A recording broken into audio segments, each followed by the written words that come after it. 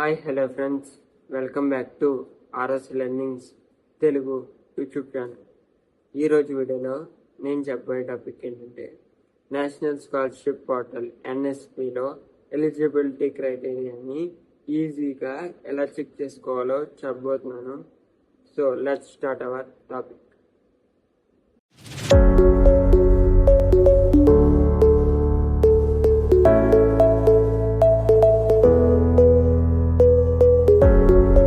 ఇప్పుడు ఏంటంటే first scholarships.gov.in ఎన్ఎస్పిలోకి login అవ్వాలి.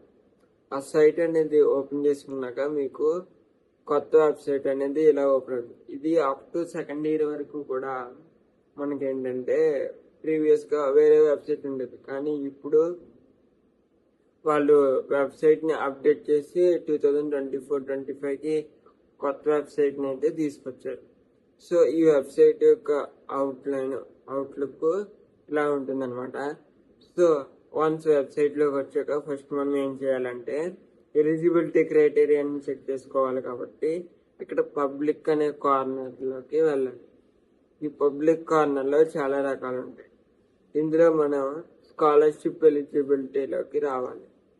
స్కాలర్షిప్ ఎలిజిబిలిటీలోకి వచ్చాక మనకి ఇక్కడ చెక్ యువర్ ఎలిజిబిలిటీ అని చెప్పి కొన్ని డీటెయిల్స్ అనేవి మనం ఫిల్ చేయాల్సి ఉంటుంది. సో ఇందులో ఫస్ట్ వచ్చేసి instructions for checking scholarship eligibility. So ఈ డీటెయిల్స్ ఏంటో మనం చూద్దాం. First, welcome to the scholarship eligibility checker. Please follow the instructions below determine which scholarship scheme you are eligible for before starting the application process.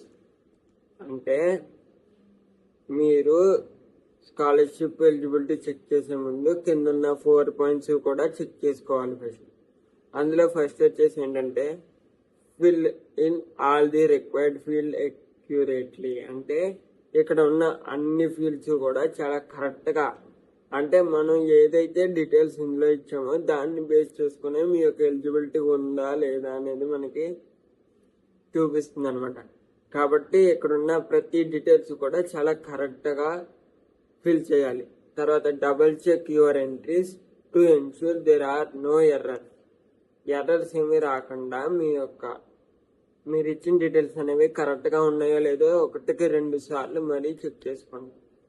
Once all the fields are filled, check on the check eligibility button to see the list of scholarships you can apply for.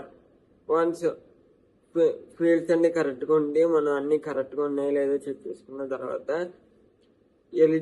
Check eligibility అంటే కింద captcha enter చేసిన తర్వాత check eligibility option మీద click చేస్తే మనకి list of scholarships అనేవి వస్తాయి అన్నమాట. If you find your self ineligible for any scholarship,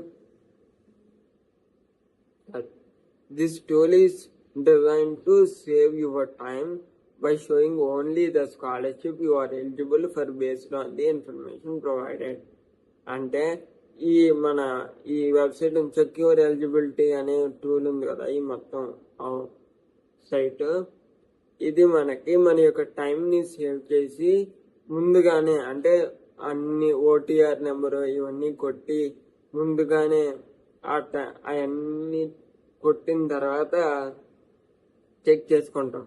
అలా కాకుండా అవన్నీ కొట్టకుండా ముందుగానే సింపుల్గా ఈ డీటెయిల్స్ ఫిల్ చేసి మీ యొక్క ఎలిజిబిలిటీ ఉందో లేదో ముందుగానే చెక్ చేసుకుని అప్పుడు మీరు స్కాలర్షిప్కి అప్లై చేసుకునేలాగా మీ టైం అనేది సేవ్ చేయడానికి ఈ టూల్ అనేది డిజైన్ చేశారన్నమాట.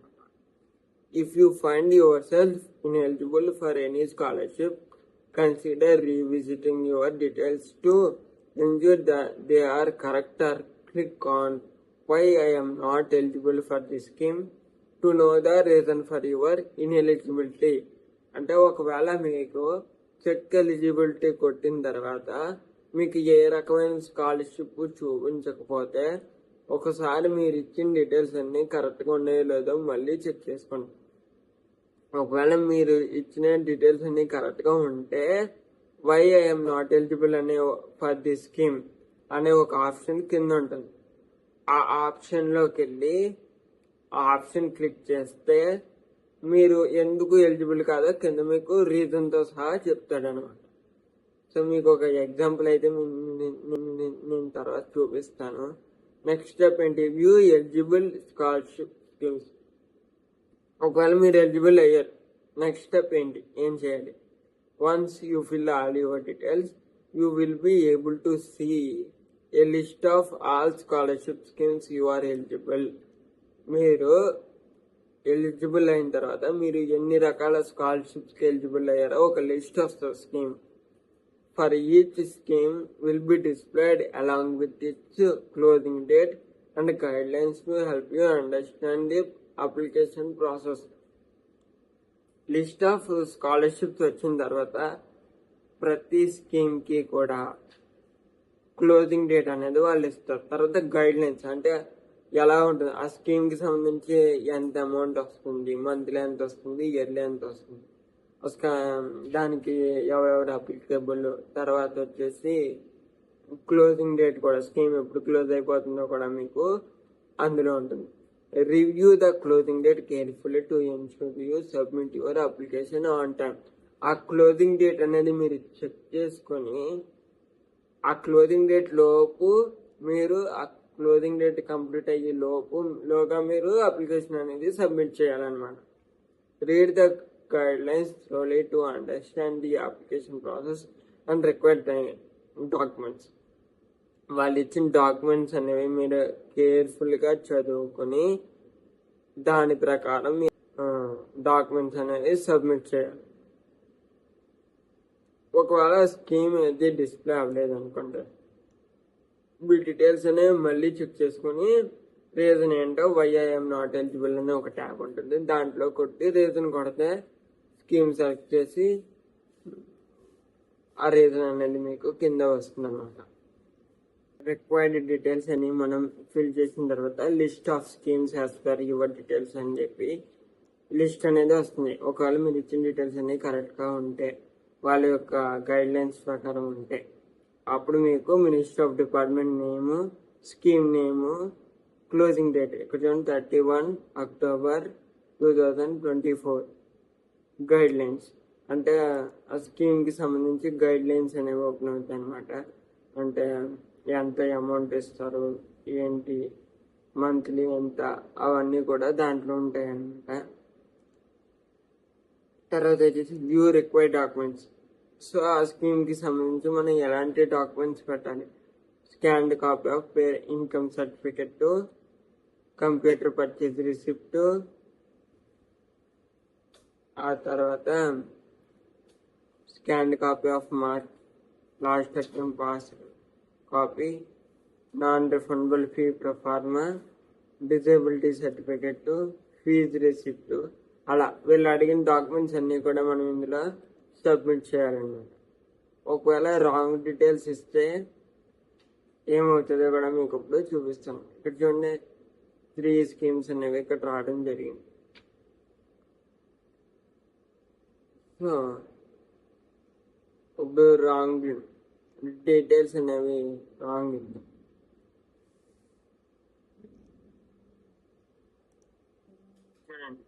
ఇది వేరే డీటెయిల్స్కి మనకి ఇక్కడ ఈ విధంగా వచ్చింది, ఒకే ఒక స్కాలర్షిప్ వచ్చింది.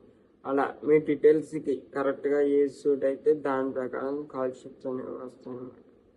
ఇక్కడ why I'm not eligible for scheme అని ఉంది కదా, ఇక్కడ సెలెక్ట్ చేసి మీరు ఏ స్కీమ్ అయితే పెట్టుకోవాలనుకుంటున్నారో ఆ స్కీము చూడండి. పోస్ట్ మెట్రిక్ ఫర్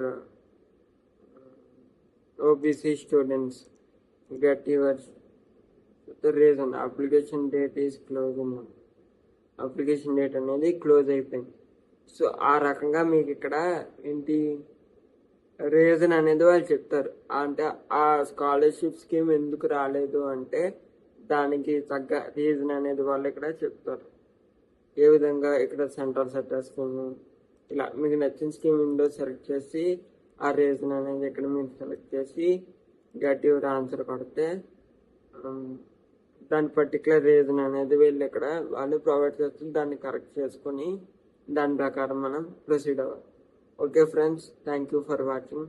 సో ఈ వీడియో అనేది అందరికీ షేర్ చేస్తే